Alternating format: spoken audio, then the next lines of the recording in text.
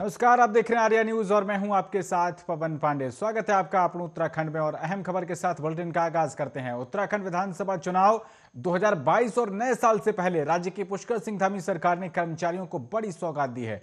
सरकार ने उत्तराखंड के कर्मचारियों के महंगाई भत्ते में 3% की बढ़ोतरी करने का फैसला किया है। इसके अलावा सरकार ने हाई स्कूल और इंटरमीडिएट के छात्रों को मोबाइल फोन और टैबलेट के वितरण की भी मंजूरी दे दी है। डीए में इजाफे के फैसले के बाद राज्य के लाखों कर्मचारियों और पेंशन धारकों को इसका लाभ मिलेगा। कैबिनेट बैठक के बाद राज्य सरकार ने उत्तराखंड के कर्मचारियों का महंगाई भत्ता 3% बढ़ाने को लेकर मंजूरी दे दी है। सरकार के फैसले के बाद कर्मचारियों को मिलने वाला डीए 28% से बढ़कर अब 31% हो जाएगा। ऐसा अंदाजा लगाया जा रहा है कि आने वाले कुछ महीने से बढ़ा हुआ डीए कर्मचारियों की सैलरी और पेंशन में मिलने लगेगा। सरकार के इस फैसले को राज्य के कर्मचारियों और पेंशन धारकों को विधानसभा चुनाव से पहले नए साल का तोहफा माना जा रहा है।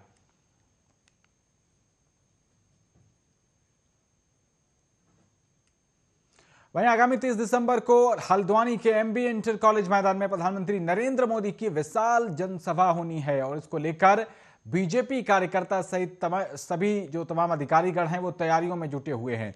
बीजेपी प्रदेश महामंत्री सुरेश भट्ट ने हल्द्वानी में बीजेपी कार्यकर्ताओं के साथ बैठक की, जिसमें बीजेपी जिलाध्यक्ष प्रदीप बिष्ट, नगर निगम के मेयर जोगिंदर पाल सिंह रौतेला समेत भारी संख्या में बीजेपी के पदाधिकारी और कार्यकर्तागण मौजूद रहे।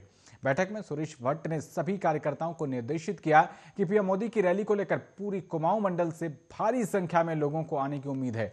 ऐसे में सभी तरह की व्यवस्थाएं और किसी तरह की कोई कमी ना हो, इसको लेकर कार्यकर्ता लगे हुए हैं। साथ ही कार्यकर्ता घर घर जाकर इस रैली को लेकर लोगों को जागरूक कर रहे हैं, जिससे अधिक संख्या में पीएम मोदी की जनसभा में लोग शामिल हो सकें।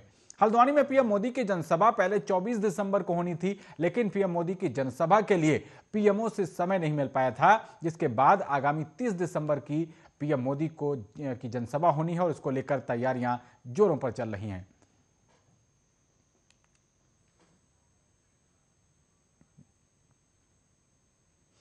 वहीं बीजेपी की धामी सरकार में कैबिनेट मंत्री हरक सिंह रावत के इस्तीफे की चर्चाओं के बीच रायपुर विधायक उमेश शर्मा काऊ ने कहा है कि हरक की नाराजगी मेडिकल कॉलेज को लेकर थी, जो अब दूर हो गई है।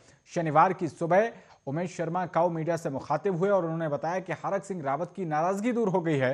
वहीं पूर्व मुख्यमंत्री हरीश रावत के ट्वीट विवाद से गरमाई सियासत ठंडी पड़ ही पाई थी कि प्रदेश सरकार के कद्दावर कैबिनेट मंत्री डॉक्टर हरक सिंह रावत के इस्तीफे की खबर ने सियासत गरमा दी थी।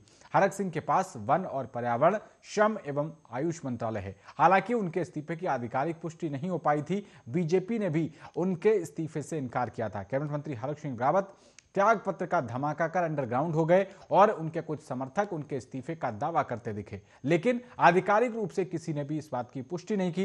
वहीं राष्ट्रीय अध्यक्ष जेपी नड्डा के देहरादून दौरे से ठीक 2 दिन पहले हरक की इस्तीफे की खबर ने दून से दिल्ली तक बीजेपी में हड़कंप मचा दिया था। देर रात सियासी हलकों में चर्चा तैरती रही कि केंद्रीय गृहमंत्री अमित शाह ने डॉक्टर हरक सिंह रावत से फोन पर बात की।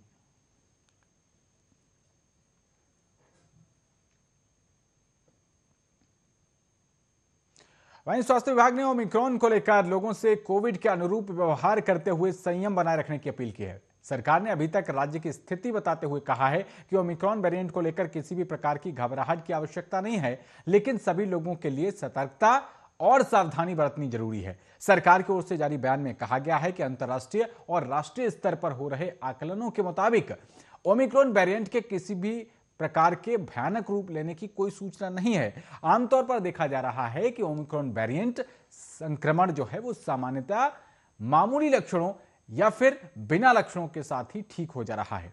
स्वास्थ्य सचिव पंकज कुमार पांडे ने बताया है कि राज्य में अभी तक एक कोविड-19 ओमिक्रॉन वेरिएंट रोगी की पुष्टि हुई है और यह रोगी कामली रोड देहरादून की निवासी है, जो 8 दिसंबर को स्कॉटलैंड की यात्रा से भारत आई है और इस रोगी की जीनोम सीक्वेंसिंग की रिपोर्ट में ओमिक्रॉन वेरिएंट की पुष्टि 22 दिसंबर को हो गई थी। कहा गया है कि किसी भी प्रकार की असामान्य स्थिति को रोकने के लिए पूरी तरीके से एहतियात बरती जा रही है। रोगी की स्थिति सामान्य है और उसे किसी भी प्रकार के लक्षण नहीं है। रोगी के माता पिता की भी कोविड-19 जांच की गई, जिसमें वो पॉजिटिव पाए गए हैं और इनके सैंपल जीनोम सीक्वेंसिंग की जांच के लिए भेज दिए गए हैं। दोनों रोगियों को कोई भी लक्षण नहीं है।